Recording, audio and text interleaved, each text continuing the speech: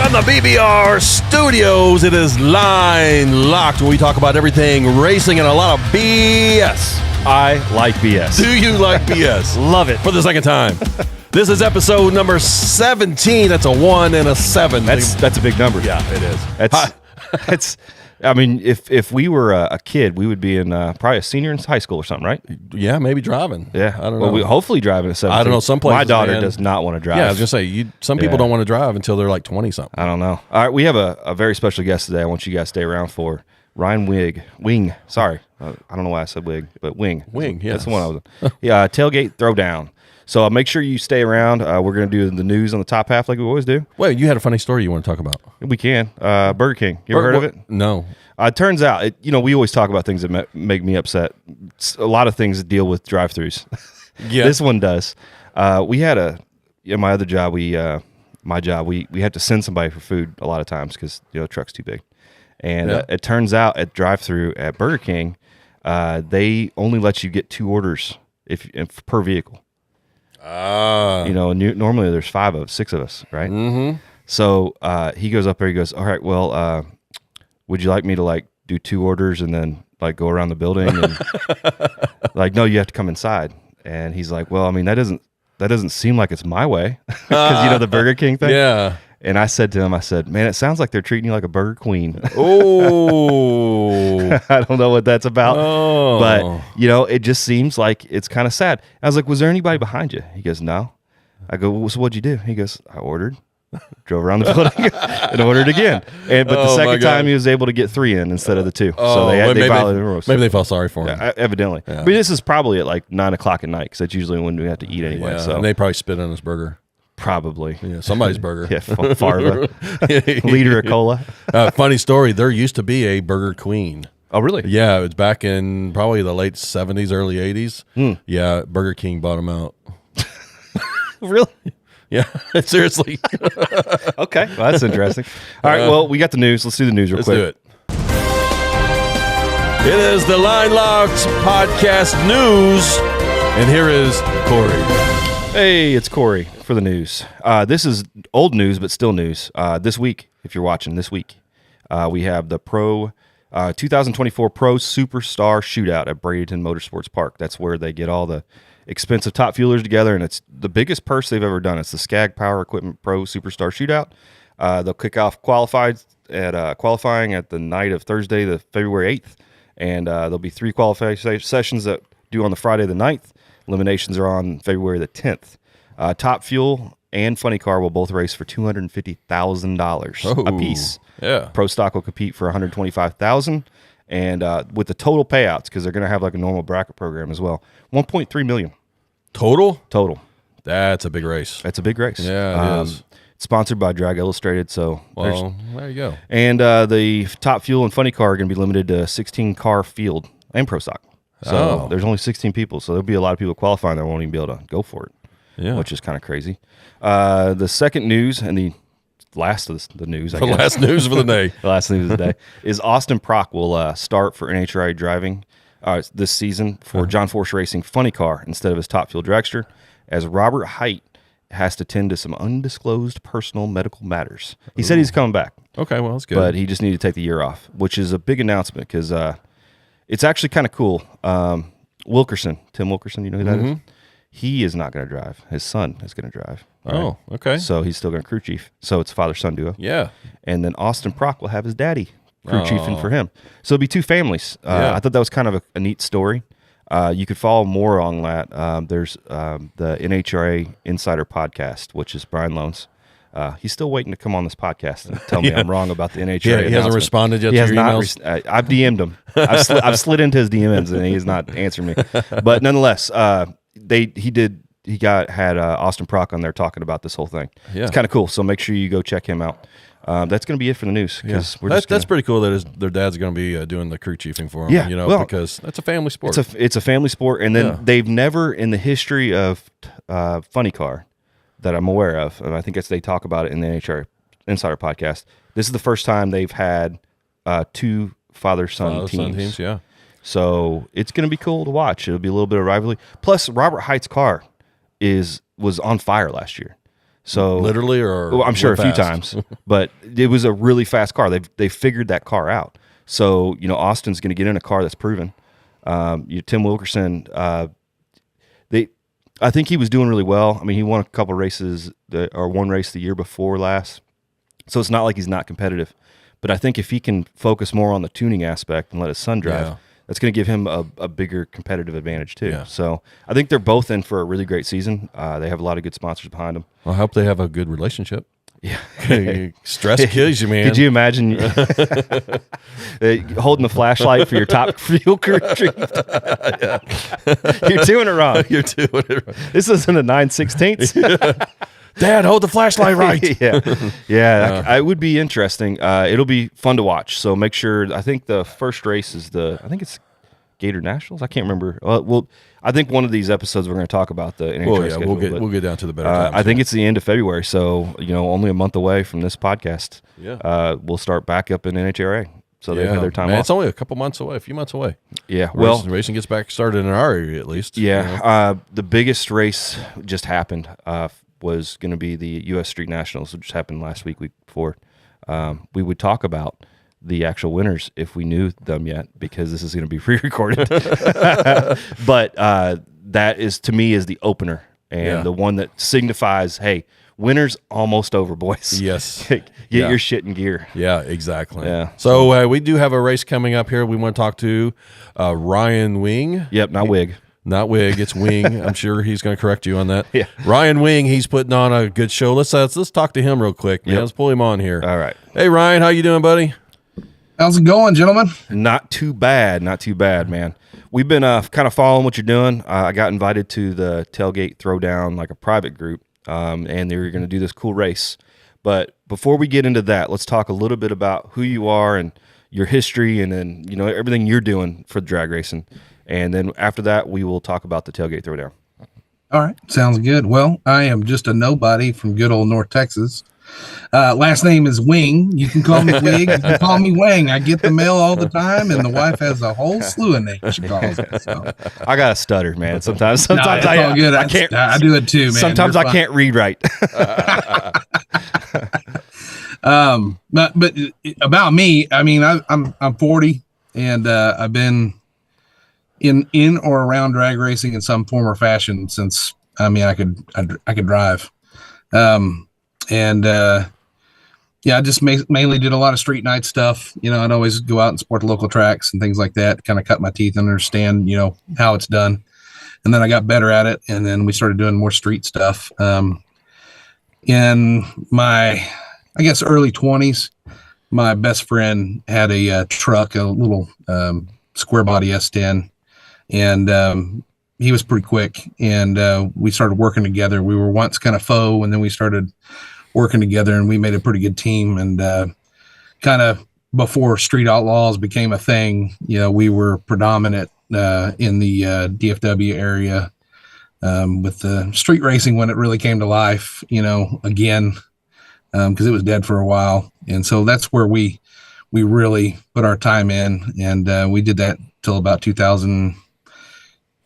I think 9, somewhere around there, right before they got the TV show a couple of years later, I think. And so that's like the OG Limpy days and Cash days and all that stuff? Yeah. I've known Limpy for 24 years. Oh, really? And so actually, he may not tell the story, but I'll tell it. Before he became the great ringmaster of the street world in DFW, I whooped his ass a couple of times. Yeah, really. I knew that he flagged races. I didn't know he actually drove as well.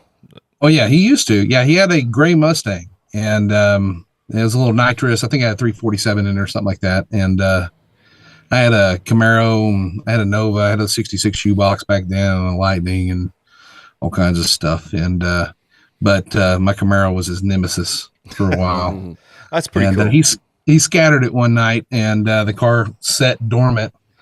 And he didn't, he had kids, and, this is prior to me ever having kids, and a lot of us were kidless, so he had priorities, and the car kind of went to the wayside. So, but he loved street racing. So he decided, let's organize this thing. And that was back in the forum days before there was ever a social media platform. And Chief and all those guys up there were barking. They had some pretty fast cars, so they brought them down here. We formed the Cash Days. I was in the room where the groundbreaking Cash Days was born. It was amazing, and that's awesome.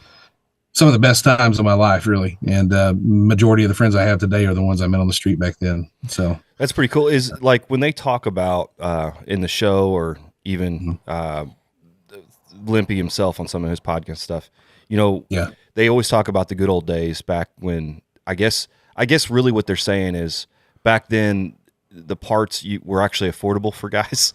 And, you get to a point now when you got Kraken and stuff, they're knocking off, mid fours probably on the street, which is insane. Where, it's how do you figure that out? I mean, you really can't afford it. I don't know. No. So, the thing we ran into, obviously we were 20, we were 21, 22, and, Clayton was dumping all of his money he had, which wasn't a lot. We worked at a local speed shop back then. So, we made more money on selling used parts and stuff like that, or working on somebody else's stuff, than we did working there. But we got great discounts on nitrous, and that was the only way we could go fast back then. So it worked out. Yeah. I'll tell you how long ago that was. It was $1.38 a pound back then. So I've never ran nitrous. How much is it now? I think it's like $4 or $5 a pound, something like that. I haven't bought it in a while. I've got 2 nitrous kits in the shop that are going on this truck and then the my kid's truck. So we'll find out real quick. Let me pick your brain a little bit on that then. Like how many pounds do you use per pass? Like if you're like 200 shot or something? Like a 200. Yeah, it just depends on how much you're running. So like if you're running a 150 shot, you can probably get 10 to 13 passes out of a bottle, 10-pound bottle. That seems reasonable. 15-pound bottle, you can race a whole series with it. But you get up in the 200, 250, you probably get about 6 passes, 5 passes out of a 10-pound, 15-pound bottle, somewhere in there.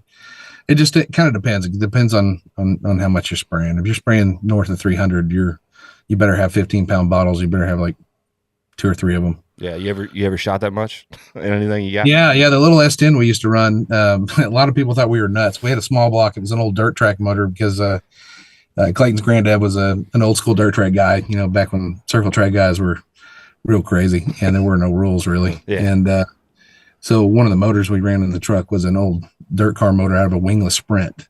And we sprayed 400 through that on a single kit. Oh man, with no controller. Yeah, that's insane. That you're basically probably shooting it with about as much horsepower as it came from before you shot it.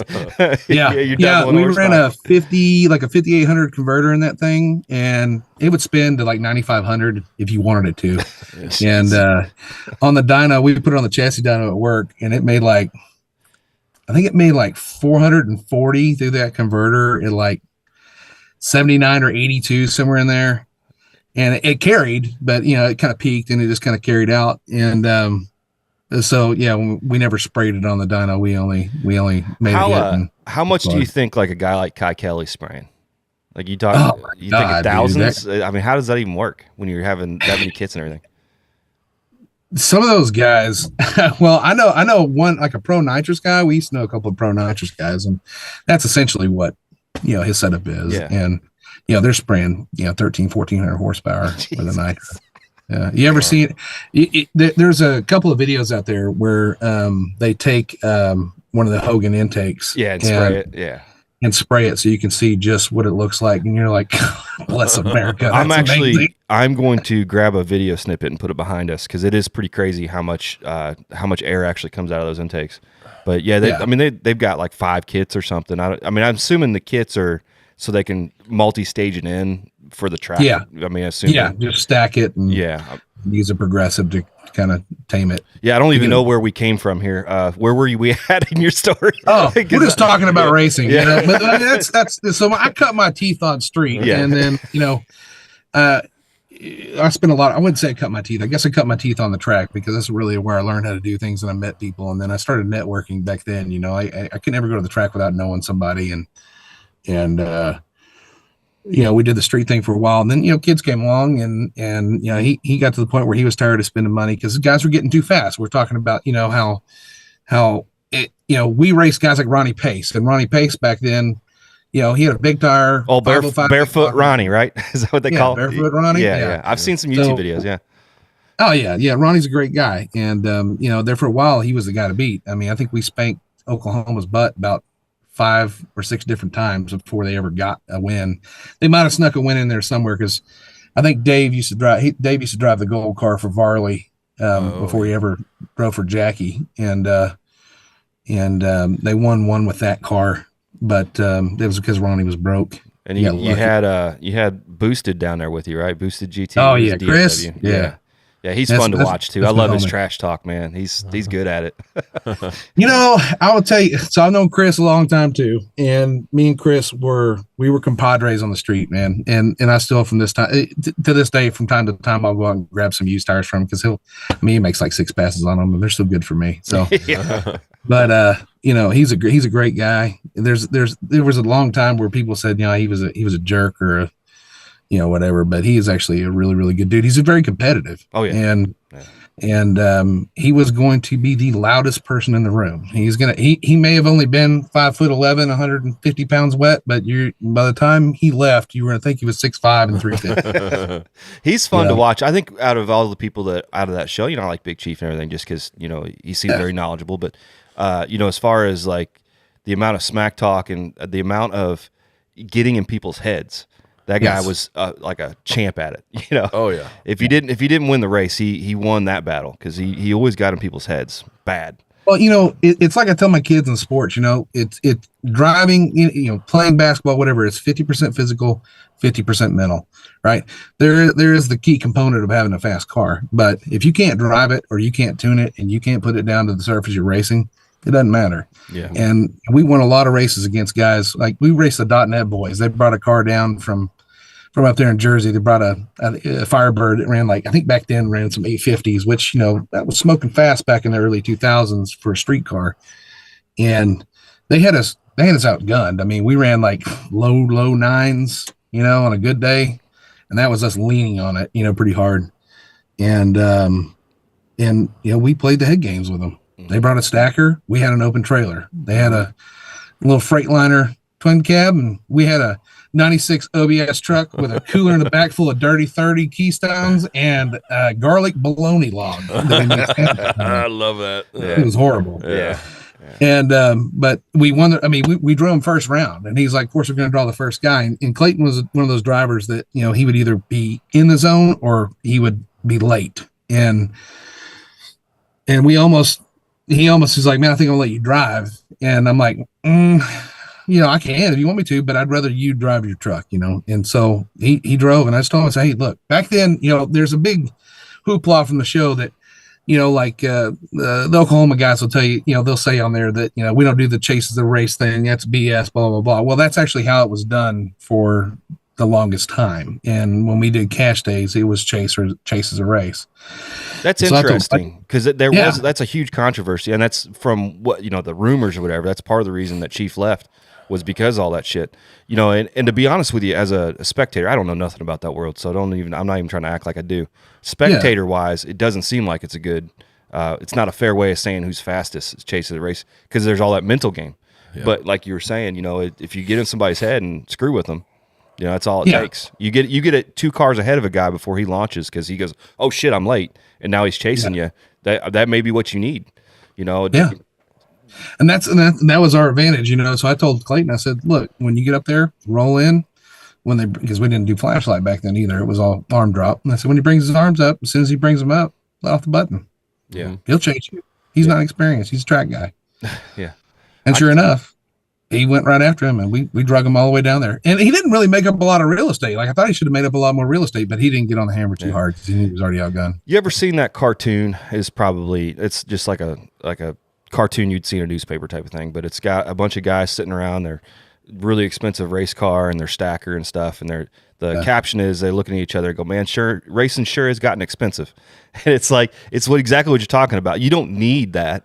All of it's convenience, and we got that convenience. I mean, it's just how it is, what we do. But, you could show up in an open trailer and beat the brakes off somebody just as bad as you could if you brought a stacker and a big race cars and stuff. As long as you're playing the mental games and you got your shit tuned up and you can read the road, that's kind of the cool part about the street racing part. I wish they could do it in a more safe manner, But that is what it is, and as long as they're being safe, where nobody can get hurt outside of the actual racing part, because obviously that's a risk. I like watching it on YouTube. I'm glad they're uploading it because it's good content. But it is great. It's the thing about street racing is, I think that a lot of people misconstrue is that, like, if you're racing with somebody with like Limpy, right? And I'll be honest with you, I've raced with a couple. I say race. I've gone out and helped. Like, my buddy Dave's got a twin turbo Mustang, little high 4-second car, and we've gone out and helped him out. And it's somebody else running the event, and I'm very nervous the entire time because I don't know if they've got all their ducks in a row. And Limpy started doing more of the track stuff because he'd been doing the street stuff forever, and he would never take a dime from it. I mean, he held a stick shift race one time, and I raced it and I runnered up in it. And I thought it was cool that he took the time to just throw a street, stick shift race together, because I've been asking him for a while. And we ended up, I think we had 14 cars show up. And so when we got done, I was like, just keep the money. I don't want it. I just wanted to race. And he's like, no, I'm not keeping the money. I was like, keep the money. I don't want it. Just take it. And he's like, I'm not doing that. That's not what I'm here for. So either you take it or I'm giving it to your guy. And I was like, all right, I'll take the money. And I get why he did it, because he didn't want to ever show any bias, Yeah. Mm-hmm. But he was the most methodical person, and is still. I say in past tense, he still gets down. But if he's not running it, I don't want any part of it, because he is the most methodical person. He finds the best roads that are the safest for us to run down. And when I say safest, like, you'll see some of these guys running down streets with telephone poles, mm-hmm. right and to the left. And, look, every time you strap in, no matter whether you're on the track or on the street, you're taking a risk. But, man, you're really stacking the cards against yourself going down something like that. And you'll see people standing down the road. Limpy won't run a race. If you're not behind the line, if you're a spectator, you're not behind the line, he'll stop the racing. It's done. It's not going to happen. There's a lot of people that have a lot of respect for him for all the things you're saying. And it's well deserved. And I honestly feel like he doesn't get enough respect or enough light shined on him.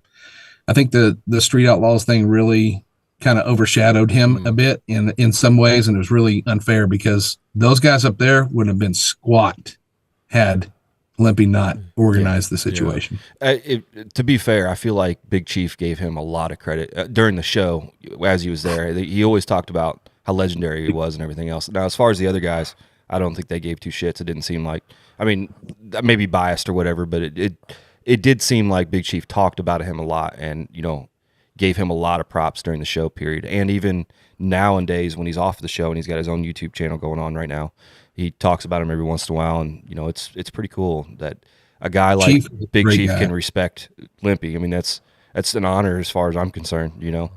For sure. 100%, man. Chief is. I've said it 100 times. You'll hear people say all the time, "I don't like Chief." He's really into himself, or he's a kind of a Well, he's definitely that. I'm like, look, he's actually one of the nicest guys you'll ever meet. He's a really good guy, and I'm telling you, when we would go up there, like when we did the first cash days here. When we went up there for the second one, so it was like it turned out one of those deals where we're like, hey, we'll hold the first cash days, fastest 16, you'll take your fastest 8, we'll take our fastest 8, we'll run you, and we'll call it the Battle of the Red River or whatever, And so Chief was like, hey, let's hold the next one up here, and so we went up there to Oklahoma, and we had just made a bunch of changes to the truck, and we really needed to test, and we ran out of time to test. And so I asked Chief, I was like, hey, man, you got a spot where we can test tonight before the race? He goes, tonight? We'll go right now. I was like, what? It's like 2 o'clock in the afternoon. He goes, it's all good, man. I got you. We made a couple of phone calls, closes down the road. We made 2 hits down the road in the middle of the day. Yeah. It was on a 2-lane highway, and he didn't know us from the hole in the ground, really. I mean, they'd come down for the first one, but they didn't really know us. And we hung out with them all day. They took us some good places to eat, got us some nitrous, They wanted whoever was going to come and compete to be on their A game too, because they wanted good racing. They wanted to know who was the fastest on the street, and that's really what it was all about for the longest time. And now it seems like, with social media, a lot of guys are just all about trying to build their brand. Hey, follow me. I go street racing and I do stuff with my cool turbo LS car. Back then it was like, it was different. There were a couple of us that butted heads, but for the most part, we were a family. And when we went to go, we race each other here all the time. But when we went to go race out of town, man, we were locked and cocked, and we were like one group. And I don't know if it's like that now. It doesn't seem like it is. And, with my buddy still, in that scene somewhat, it's definitely different. And so I understand what they say when they say they miss the OG days. As far as like what makes good television, they figured out that it's the drama, and that's what it turned more into than anything. And I mean, you could almost from the get, because the first few seasons, they had like IndyCar noises over top of the cars. I don't know if you. So bad. It was terrible. So if you go back and watch them, it's just awful. It's just like an Indy car just went by. It didn't even sound like a drag car at all. Yeah, exactly. It was just silly. But then it seemed like they bought into the car side of it for, a couple seasons or whatever. And then it turned into what can make the most drama. And if you look at people that are coming up, but the show, the Outlaws, Street Outlaws, kind of went away because MPK kind of took its place, which it is what it is. I think as far as Discovery, they figured out a way of making a lot of money in two different places, because they have the crowd money and they have the money on the TV side of it all. So they're double dipping there. And they figured out a good rhythm for that. And to be respectful to that, I kind of like watching that too. That's kind of neat.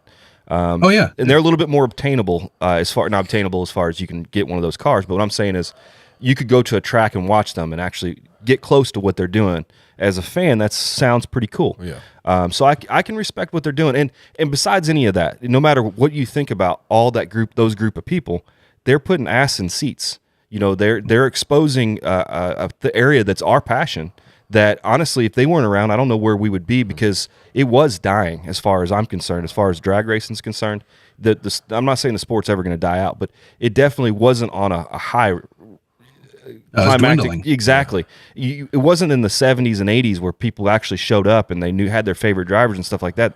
All that was kind of going away, and it was only the people that were passionate that were showing up.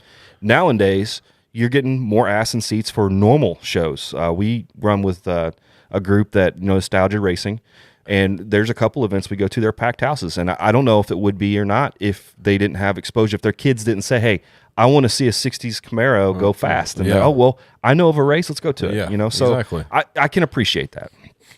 But as far as what has happened to what Street Outlaws was to what it is now, as far as MPK and all that stuff, I think it's, as far as the show is concerned, it's more about who can make somebody upset the most so we can get more view hours. So I don't think it's really grasping what it used to be, as far as I'm concerned. Maybe wrong, I don't know, but I don't think. I mean, I can understand and agree with what you're saying. I used to watch it religiously. It was cool because when it first came on, I had heard wind, and and I'll speak to it, but I don't know 100% how true it is. But they had approached DFW first about doing a show, and it was asked, to the OG guys, like, hey, do you want to do something like this? This could change, our roads. It could change, where we do things. And it was more of a, well, I don't really care about that. I don't want it to ruin what we do, and they got passed on to them, and, and they've done a fantastic job with it. I think that it brought, like, for my kid personally, right. So, you don't ever want to be the guy who's always talking about stuff you used to do. Right. Mm-hmm. And that's why I've always tried to stay involved in it in some form or fashion, even if I'm not running a car, or I don't have anything super fast right now or whatever, because it's always been my life. And I want to teach my kid what that's about. And he was really interested in it from the get-go. And so we watched the show all the time, and the indie stuff was killing me. I was like, God, this is not how this is done. Like you see all the staged road and the lamps, and you're just like, this is kind of, I know it's a show, it's a TV show, so you can't do it the real way. And I get that, but man, it was tough to watch the first couple of seasons. But, and there's a couple of guys that got in there that were not a part of the group originally. And, and one of them in particular is like a little chihuahua, always barking, and it's annoying. And he was annoying, when he would hang around from time to time. So I didn't really like that, but it did a lot for my kid. It got my kid involved in it, and he loved it, and it fueled the fire for him. And so, like, his first birthday, we had a Street Outlaws party, and I tried to invite some of the guys out. I knew they were busy. I'm like, hey, if you're in the area, can you come by and bring a race car or something? And Michael Hollis, student driver who's been on there a few times. He brought his Nova out, and we had a few hot rods come over, and they were taking kids for rides, and he was ecstatic, and I'm so like, cool. A 4-year-old wants a Street Outlaws birthday party. How cool is that? I'm not sure how we got from who you are to all these Street Outlaws guys. I'm not hating on it. I just no. It's kind of comes full circle about like to where I am now, and where I am now is that, and I was a part of that. It was awesome, and I'm still friends with a lot of them, and it was the greatest time of my life. But now, and I say greatest time of my life, car related, right? It was probably one of the peaks. But now it's fixing to peak differently, and I'm a dad now. I've got a 12-year-old and I've got a 9-year-old, both boys. And I kind of gave up hot rods when he sold the truck. I got out of my stuff and I just focused on being a dad. And that lasted for about 2 years, and I was going insane. And I bought an 03 Cobra. I found one. I'd always wanted one when they came out. I found one. It was nice. It was clean, and it was affordable. And I did it. And I was like, I'm going to leave it alone. Nope. That lasted 10 minutes.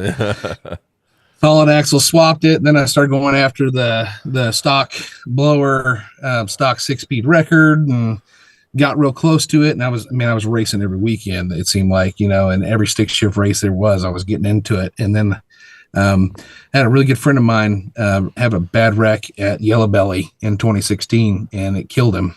And he was 23 years old, and it was all over the news here. It was a bad deal, and he was as street as it gets. He was an OG. He was an old soul for a young guy.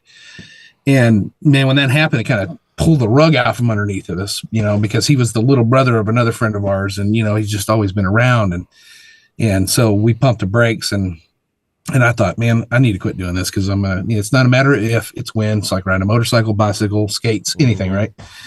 So I sold the car, got out of it, and then I kind of got into, let's just do some old school cruisers and things like that. And then one day my buddies are sitting around and we're like, we're building my buddy's Camaro. It's got a 632 in it, and then we had a Mustang sitting next to it. It was the other friend that worked on the cars together. We had his car there. It was a little turbo Mustang, and we were having some fun one night. And I was like, I filmed putting that Mustang together, because it had been a long journey for him. He had gone through a divorce and stuff, and we were kind of just keeping him busy, and we got the car done, and I made a little video on my phone just for the three of us, because we'd been friends forever. And I made it like a Western. It was the weirdest thing, but it was car related, And I talked with this weird voice. It was annoying, and but they loved it. And when we got done with it, it took me a month to edit it, And when we got done, they were like, "Man, dude, you need to start a YouTube channel," And I'm like, "What? Nobody's going to care about this. This is for us." And so we started the channel, and we just filmed whatever we were doing with car stuff, and that kind of fueled my fire. Let's do more, and let's push let's get back into it, Ryan. So I built a Malibu, a G body, and built a pretty nice 13.5-to-1 468 solid roller. There's an old rear Morrison engine that a friend of mine had in an index car, and I was like, I'm going to put Holly EFI on this thing, a tunnel ram, and I'm going to put it on the street on the 85, and then we're going to go. I think you sent a picture of that, didn't you? Because I wanted to show I don't think Chris has seen that yet. Look at that guy. Oh, yeah. yeah. That's the Mike Honcho Malibu. Mike Honcho, yes. Yeah. I saw that. I said, what in the tunnel ram is this? That's pretty awesome. It's a cool looking car, though. I mean, I don't know how you tuned it. I hear that's unfair. It was not easy. I didn't do it. My buddy Dave did. I put him through hell with that. But my dad's got stories where he tried to tune tunnel rams and it just never worked out for him. Could never get it right. I tell you what, dude, we got to figure it out, man. We got to figure it out. And it worked really, really well. I was just coming around on that car actually, and I don't know about you guys, but we're car guys, right? And every car guy has an addiction and an issue. We all have issues, and it's either it's not fast enough, it's not shiny enough, or it could have been better if I'd have done this, or let's start over. And I built that car twice, and that was the second rendition, and it got less and less street, and became more of I'm working on this thing all the time. And me and my son went from going out and cruising and getting ice cream and doing burnouts and whipping around corners and being arrogant and to him sitting around going, Dad, when are you gonna get the car fixed? And I guarantee when you slap that tunnel ram on, your fuel just went straight down the tank. Which that in the 85, I think I got, and that I think we checked it once. We drove it, and we drove it for a good bit, and I think I got on the 85, I think I got 92 miles to the 17-gallon tank. That's really not that bad, though. Honestly, it's not horrible. I mean, that's a rare. That was a rare Morrison motor. That's probably pretty big cubic inch, right? Would you say it was? That was actually a 468. It was an old index motor. Yeah, it made like 723 on a single Dominator on race scale on alcohol on the engine. You know, we sit around and say 468. You know, it ain't that big. You know, but back in like the 90s, it's massive. You know, I mean, granted, nowadays they got 949. You know, Pat Musey motors and stuff, but our big mountain moters or whatever. And but still, when Sean Wilhoit first came out, Sean Wilhoit is a special kind of guy. He wasn't a great driver. Okay.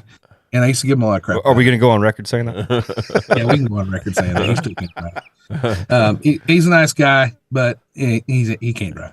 But anyway, I remember the first time he had a red 62 Nova and it had a 565 in it. And I remember going, dude, 565? Jesus. How the hell are we going to compete with this? You know? Yeah. But he's no driving some gun. So well, what's crazy is they got 450, 454 small blocks now. I mean, dude, they got a new 500 plus cubic inch small it's block. insane. I mean, obviously there's probably a spread port stuff or larger wider cylinder center lines or whatever, but still to have it in a small block platform is just crazy. Yeah. You know, dude, it's nuts. I would say in the 90s, I have a 421 on my truck, and in the 90s, that's probably not that heard of really either. I mean, that's kind of relatively new. 434s are pretty popular as well.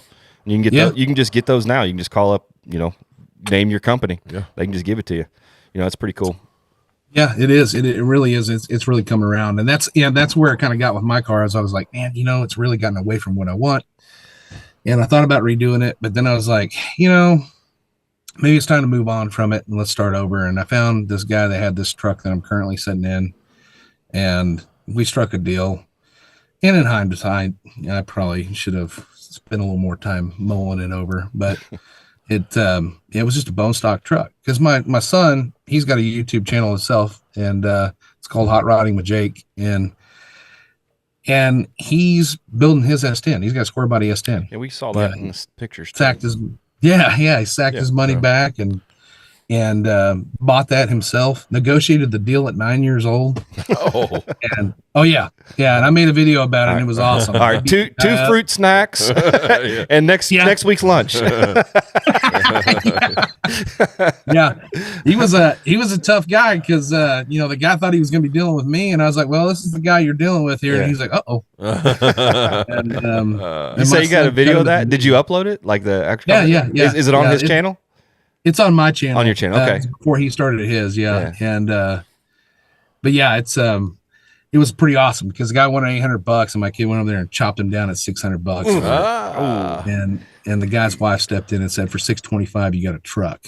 So got cut off of the legs by a 9-year-old. It was not a good day for negotiations around that house. Yeah. Oh goodness. Well, hey, we want to talk about your upcoming race. So let's go ahead and take a break, and then we'll get back at it. Our special guest today is Ryan Wing, and he's putting on the Tailgate Throwdown. So right after break, we'll talk to him about that. Sounds good. Thank you.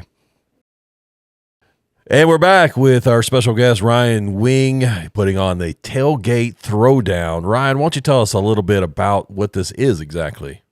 Do you like trucks? We love trucks. That sounds like a commercial. Here we go. The Tailgate Throwdown. You ever go to a racetrack and say, man, I'm tired of seeing all these things with trunks? Yeah, all these cars. Yeah. Well, so the Tailgate Throwdown is, I'll give you a quick gist. It was 3 friends sitting on the crapper at the same time, texting each other back and forth about how one of us should build a turbo 305 to race the other guy's 339 stroker on nitrous and shift them with SM 465s and see what happens. It sounds like a crackhead thought it up, and it kind of was. And so There was cracks involved. Yeah. So we decided, you know what? Let's set a date, because the other guys in Missouri, me and Dave are here, and like, hey, let's set a date. We'll meet up. We'll do it. You know, give us 3 months to put the truck together. We'll slam it together, and we'll go do it for content. And then it was like, hey, you know what? Maybe we should get a couple other guys we've raced with before at like a No Name National event that we went to last year or the year before, and they're YouTubers. I'm like, yeah, let's get them together. So we started a little message board, a little message group on Facebook, and then next thing you know, like, hey, can I add so and so to the group? Like, yeah, sure. And then more and more people get added, and then we thought about it, and we're like, man, there's like 15 people that want to do this. I'm like, well, you know what? Let's get out of the chat area because it's too confusing. I'll start a little private group, and we'll just do everything there. And then, you know, it was like, hey man, can I add this guy? Hey, can I add this guy? I'm like, yeah, add whoever you want. If they want, yeah. And then it turned into, okay, now we've got a lot of people that want to go do this thing. So we've got to actually put a race together, you know? Mm-hmm. And so I was trying to look for a place to do it. And, you know, here in DFW, we've got some really good tracks. We've got XRP, we've got Texas Motorplex, we've got what's the other one? I don't know, I'm forgetting. Yeah, we got Yellow Belly, which, you know, that'd be tough to put on an event there. That's a different scenario. But you got to be a real man to race at Yellow Belly. Have you ever seen a YouTube videos from them? It's an awesome place. It's pretty wild. Yeah. You never seen the Belly? Is that's not the one with where you're kind of like indoors feeling? No, yeah, it kind of feels like you're indoors. Yeah. There's the stands and parking's right on the track almost. Yeah, I have seen it. Yes, big chain link fence going down. Yeah, it's a special place, dude. It's amazing. Yeah, place. It's pretty cool. You know, so we've got some places to do it, but you know, the problem is they cost a lot of money, and you know, when you approach somebody with an event like this, you're like, I don't know how this is going to go. It could be 10 truck show up. It could be 200 truck show. I don't know, you know, and I've never done this before. And I've talked about putting on a race for 4 years, and I've gotten really close. I really want to do a drag and drive. I actually have a really cool idea for a drag and drive.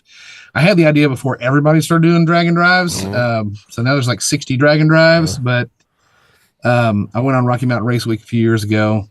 And that's where I met Chad Reynolds. And, you know, me and him have been brainstorming for a while about a sweet drag and drive, but we're just not quite there yet with it. And because that's going to take a certain amount of sponsorships. But I had already approached some tracks locally here to find out what's it going to be for one day, right? And I kept getting told $10,000 and $12,000. And I thought, okay, well, we're not doing that here. So, you know, the problem was like, where are we going to do this at? And will a track allow us to do it on whatever their program is that night, you know? And so I tapped my friends outside of Texas. And I don't know if you guys ever heard of George Ray's in Arkansas. It's kind of like Yellow Belly, old historic track. And I thought, man, it'd be really cool to do it there. And so I talked to my buddy that races there quite often. He's like, well, they went through new ownership change and this, that, and the other. So I don't know if it's going to be the same. And I was like, eh. And so another fellow piped up and he's like, what about Newport? And I'm like, I never heard of Newport. And he goes, it's a racetrack I go to from time to time. It's an old airstrip. And I was like, well, that sounds like a fitting place for the Tailgate Throwdown. And I said, you know, do you know the guy? And he goes, yeah. And so he got me in contact with Scott. We did a 3-way call. I told him what the idea was. And Scott's like, tell me a date. You got a spot. Oh, nice. And I was like, well, what's it going to cost me? And he goes, if you don't want to get paid off of it, we'll just have the event. We'll do the gate fee at $25. And if you guys do buy-ins, they got to buy into the race.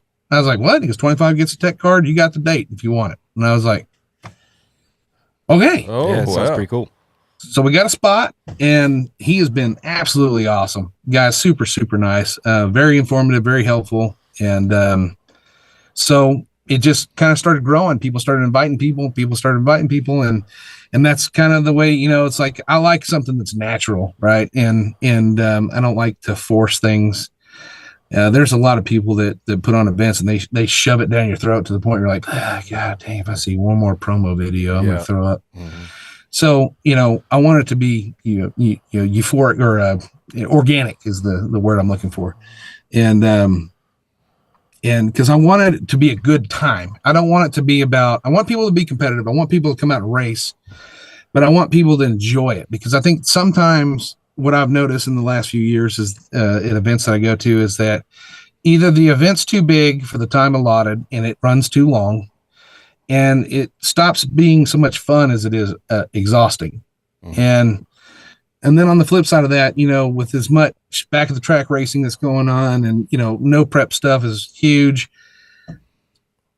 There's a lot, like you were saying, a lot of drama that goes on with it. And to me, like, I was a non-drama guy. It was put up or shut up, and let's have some fun. And we always helped each other. And so I thought, man, let's do this. Let's see if we can get as many trucks as we can to pile into a track and have the biggest truck race that I've ever seen put on, period. Nice. And that's what we're going to try to do. Now, I don't know if it'll do it this time. I hope so. But if it goes good enough and people enjoy themselves and they want to come back, then we're going to do it again. There was a lot of interest online. I mean, you made a public page, and within a couple weeks, you already had 230 guys on there interested in it. So I think you're going to have some turn up. What is the date and location again? So it's April 27th. It's at Newport Raceway. I'm sorry, I always say Dragway, but it's Newport Raceway in Newport, Arkansas. I talked to Scott, the track owner, and told him, hey, let's do a 1-day deal for this one. Next year, I'd like to do a 2-day deal. And I'd actually like to incorporate a truck show as well, because he's got a lot of space. And so that'd be cool to have like a truck show and a drag race. And I'm not going to handle the truck show portion of it. I've got some people that I know that do show stuff, and I'm going to try to work with them, see if they want to put something on. But he was like, you get here Friday if you want. You guys can camp out. We usually don't run a program on Friday. We usually do Saturday, Sundays.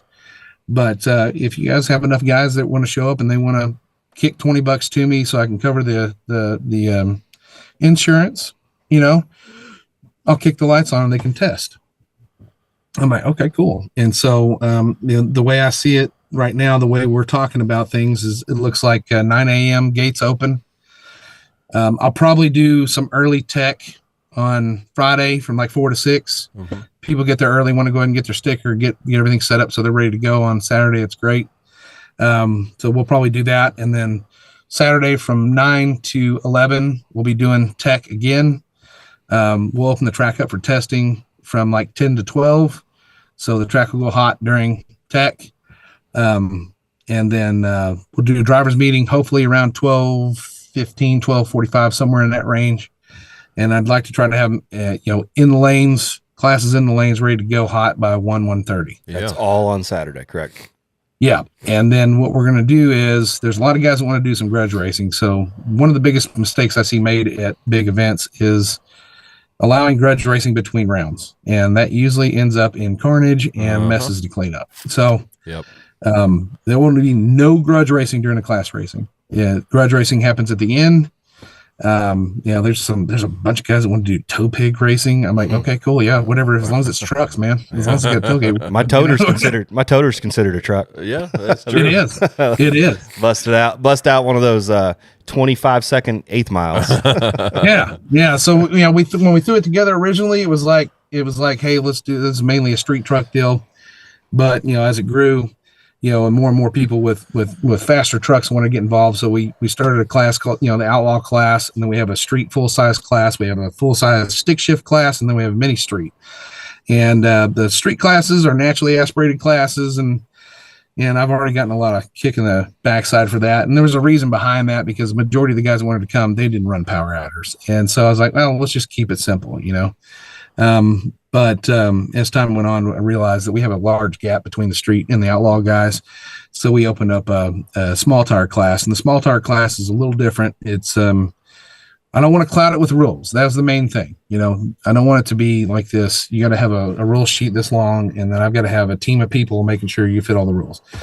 I mean, if you have a truck that's fast, you should have some type of safety equipment in it. And I've been asked that, do I need this? Do I need that? I'm like, I'm not an IHRA or NHRA official.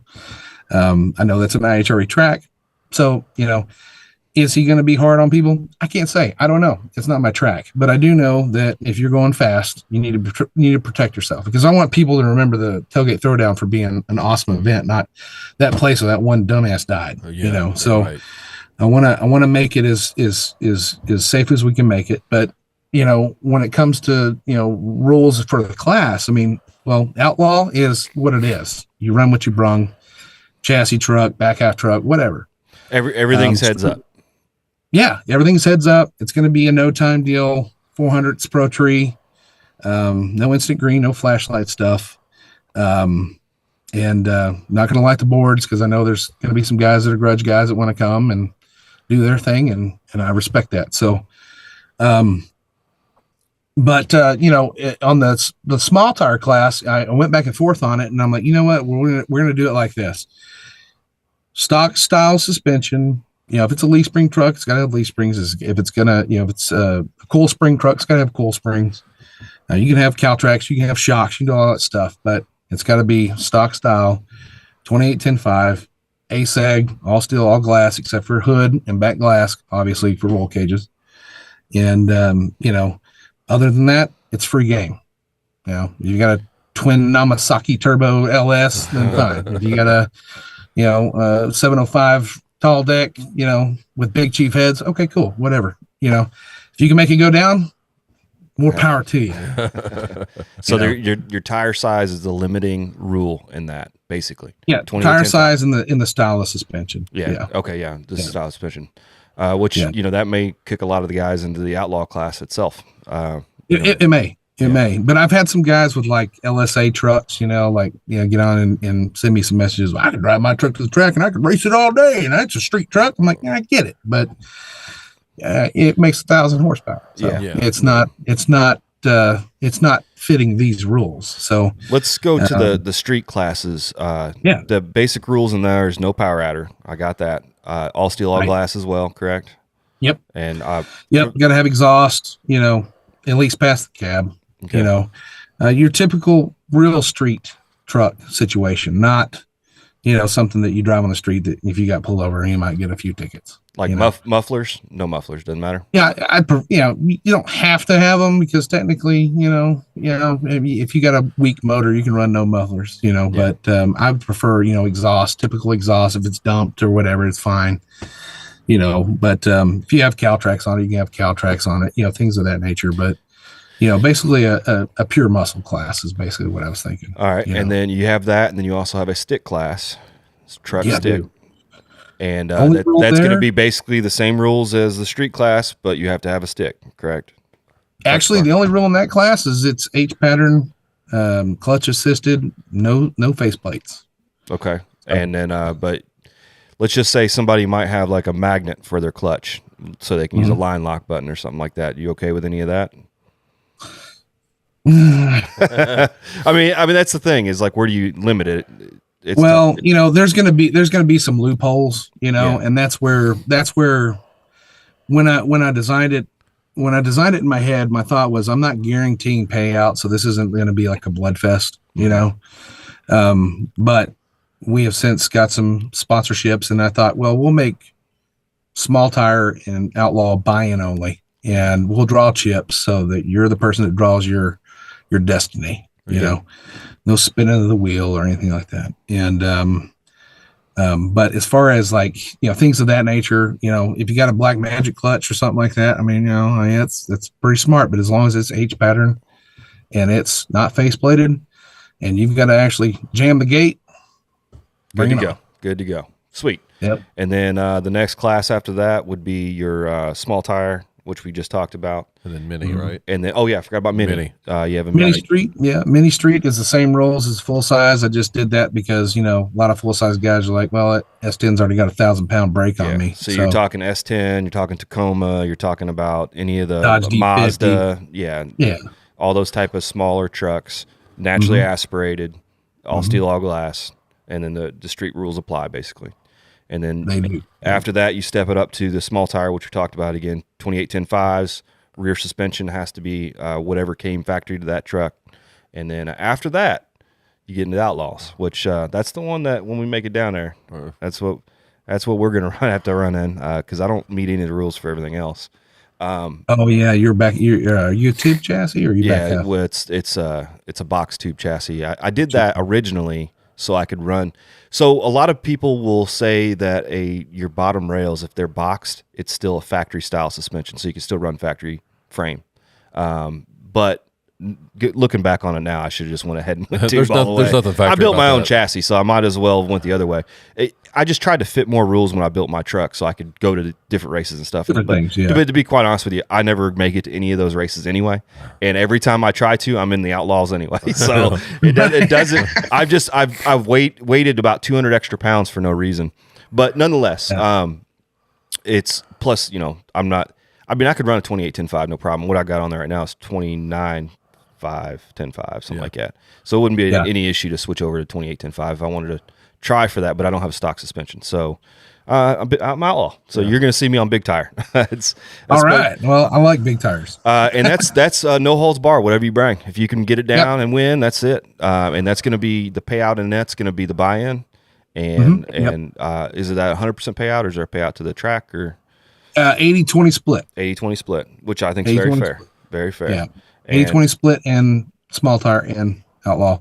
And the track said that if he gets enough gate, he may toss some more on top of the classes. Yeah. Well, I think you're going to be pleasantly surprised. I think you're being pretty modest. I think there's a lot of interest in this, and I don't know, our local test and tune nights, there's probably, probably a quarter of them are trucks. And there's not an event just for trucks. And the other 3/4 are Fox bodies. So it's that's true. That's true. And the only other race in the country that I know of is there's the Southeast Drag Trucks. They have something goes on every year. It's a pretty good size event. But that's it. That's the only ones I know of is you guys and that. So it'll be every race usually has maybe sometimes stuff for trucks. Yeah. But not an event dedicated to it. Yeah, the whole event. That's pretty amazing. Yeah, it's going to be cool. I think you're going to have a lot of interest. And the cool thing is you're pretty centrally located in the country. You could have some people come from Carolinas and all that stuff, and it's not that big a drive. We'll be coming from the Louisville area. So, it's only, I think we calculated like 7 hours, 8 hours. Just something like that, yeah. Yeah. So when I was approached about it, that was one of my questions, and we talked about kind of the progression of all this, was what was the payout? Because, it's going to be hard for me to justify driving 7 hours if there wasn't some carrot in front of me that I may be able to win, $800 for the fuel. Because that's what we'll be spending in diesel to get down there. But now that you have something there, I mean, it's cool. Now, obviously, being your first year, you don't know what's going on there, so there's no guaranteed payout. But I think you have to trust the process and see how this event is going, and make sure you sign up to all the socials that is going to be linked down below, and check out how this thing progresses, because I think you're going to be pleasantly surprised. This is coming out February 4th. Yeah. So you're going to have roughly 3 months to get your shit together and come on down there and get her done. I think it's going to be really fun. I think it's going to be interesting. And the first year of anything is you're always going to have some stuff. One of the things that you have going on the page is you don't want crybabies, or I forget exactly how you worded it, but do you want to elaborate on that? Oh yeah, I can. It's the most important rule of the event. Yeah, I think it encompasses everything that we all agree upon when it comes to racing. If there's too much of. So, the last rule, final rule, is don't be a crybaby bitch. This is just a good time at a cool track with a ton of trucks. Okay, if you cry, go ahead and pack up, because I'm going to give you a DNF, and I'm calling your mom because she's going to be very disappointed. And there's going to be a lot of cameras and a lot of YouTube channels around there, so you don't want to look like a jackass. You'll be paparazzi'd. That's right. That's right. But I've got some cool stuff planned too. Like I've got some trophies we're making. We're going to be giving those away, and then I haven't announced it yet, but we'll announce it here. Why not? All right. Fastest ET is going to get a special surprise. Ooh. Fastest ET of the weekend gets a special surprise. That's going to be cool. Okay. Now, we haven't talked about track service. I know you said it was a you don't want to say it is a abandoned airstrip. Is that kind of the deal? I think it's still active on airstrip. So do jets ETs matter? No, nonetheless. I don't know. Maybe we should have a jet class. That it may be the equalizer in this. I don't know. I've never heard of the track. I just kind of Google mapped it. It seems like there's some rubber down. I think you should be able to get down it. I mean, what do you think? Maybe what do you, if you wanted to be fastest ET, what are you thinking? Maybe where we looking at? I think the fastest ET there. Now, I have to say I've never been there. Mm-hmm. Okay, and this is going to be a learning curve for me as well. I have had people that I know have gone there, and I do know that some of them in a mids, low six car ran like a 120 60 foot. So Okay. I've heard it's sticky, and I've heard it's not. So, I didn't really want to go the no prep route, but he said he'll spray it, and I don't think he's not going to drag it. I don't think he has a tractor to drag it. Mm-hmm. So, I think he's going to spray it. So in my mind, I think this is just me spitting it out there. I think the fastest ET is going to be somewhere around 560. That's pretty good. I would say this. I know some guys that are running turbos, and this is cars on drag radial, that like a 127 60 foot and was able to pull off like a 530. Yes. So, and I would, the 60 foot's there. If I had to guess, whoever's going to be fastest ET is probably going to be a turbo car, just traction management standpoint. Mm-hmm. A guy like me that's, I've got a mechanical injection setup made for a fully prepped track. So, I'll be pulling a ton of timing and probably dumping a bunch of raw fuel in it to try to slow it down in the very beginning. But I'm going to be, those big blower guys like me it's going to be limited to what they can take away from the car. But turbo guys, man, they just hit up arrows and down arrows, little boop boops, and they got it going on, But the thing of it is what I've heard is that sometimes the 60's there and the 330 isn't. So that's fair. Yeah. If you got some big bumps down there, that could definitely upset some cars. Yeah, I from what I've watched a bunch of videos, and I've looked it over pretty heavily, and I've seen some cars go pretty fast out there, and I've also seen some people blow their tires off. So, it's like any other race. You can go to a really well prepped track, and I say this all the time. Like a lot of time, the biggest concern about, the biggest issue with, whining and bitching and complaining is after the fact, and it's always, well, that surface was crappy. That surface. And so me being a street racer, it always annoys me because I'm like, listen. I'm used to, being in a situation where you got to race the road, and the road may change 3 times in the night, right? You might start on concrete, but end up on asphalt. Yeah. Mm-hmm. So to me, that's part of the challenge of going fast is learning where you're at, checking your DA, making sure your tune-up's right, and then, put the right amount of clicks in the shocks, and that's why we're going to open up some testing, because I don't know what it's like, and you're not going to know what it's like, and there's a lot of people that probably don't know what it's like there. There's going to be some locals there that probably already know how to handle the situation. We're going to be localed by the homies, or homies by the locals. Oh, let's hope not. That's the right. So in the way I see it is you open up for 2 hours, give everybody a chance to test. It's going to be in the heat of the day. So from what I understand, temperatures that time of year are usually in the low 70s. So, air quality is going to probably be good. Mm-hmm. Track won't be over hot.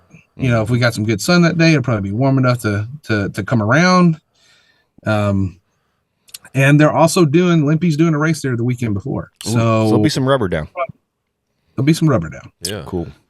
So I think it'll be a good spot to swing at it. I think that it's the proper facility because, it's going to make great video for people if they want to video their stuff. It's going to be a really cool environment. So, well, I tell you how much me and Chris believe in this. We talked about this prior to having you on, and we've decided that we wanted to sponsor it, at least a portion of it. So you can make us on board. We're going to sponsor maybe a class or however you guys want to divvy it up. But we're going to send you some cash so that you can get what you need to get in order to make this thing happen, because we believe in it. I think it's going to be cool. It's exciting. Yeah. So expect that. Yep. So the Line Lock podcast is on board, and Blood Brothers Racing hopefully will take it in the Outlaw race. Yeah. So I have some a bunch of big changes I got to do to my truck before I can get down there. I'm hoping I can get them done. I don't foresee that being an issue, but things come up. It happens. Well, I'm currently sitting in my truck that doesn't run yet. It's got to be it's not done. So maybe we both need some encouragement on this thing. Yeah. I haven't made a YouTube video in about 2 weeks. I'm extending my shop. I've got wiring going on, and then I'm waiting on the spray foam guy, and then the wiring's got to go in, and then maybe I can get it back in there and get it finished. Yeah. So. All right, cool. How about at this time, we're going to give you an opportunity to thank all the people that helped you out, and then, whatever you want to plug in as far as your socials. I've watched some of your videos. They're great. So make sure anybody that's watching this, go watch them. But plug all that stuff. Thank everybody you need to thank, and we'll quit taking up all your time.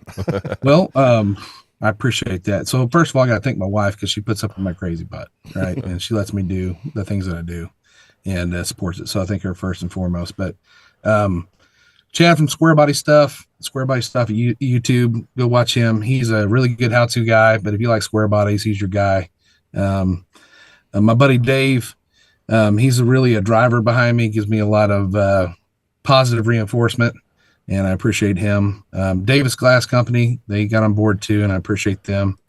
And appreciate you guys, because really the way I look at it is, let's just create an awesome environment that we can keep coming back to and everybody enjoys. And I think it will continue to grow and be something really special. Absolutely. It was a journey of 1,000 miles starts with one step, right? So you're taking the step, you're taking the leap here, and we believe in it. And I think it's going to be awesome. I appreciate it. And I actually have one other person to thank, and I always forget, and that's my son Jake. He's my right-hand man. Mm-hmm. I think we got a picture of him, right? You sent me one. Yep. We'll make sure that he's Getting behind hard us. to work on his truck. Yep. Behind us right there. There he is. Yeah. We'll make sure he's on here. Well, cool, Jake. And don't ever try to buy anything from me, Jake. It's not for sale. I ain't giving it to you, son. All right, Ryan, man, it has been a really fun time talking with you. We didn't expect to go into that Street Outlaw stuff. That was kind of really cool to hear your side of everything. And then the obviously we're excited about that tailgate throwdown. So you can expect us there, provided we get all our ducks in a row, which I think we will. And then again, hopefully we'll see a great event. You know, maybe if we can't make it with the truck, maybe we'll go down there anyway. That'd be awesome. And that's anybody listen. If you don't have your truck ready, I understand times are tough. Yeah, I get it.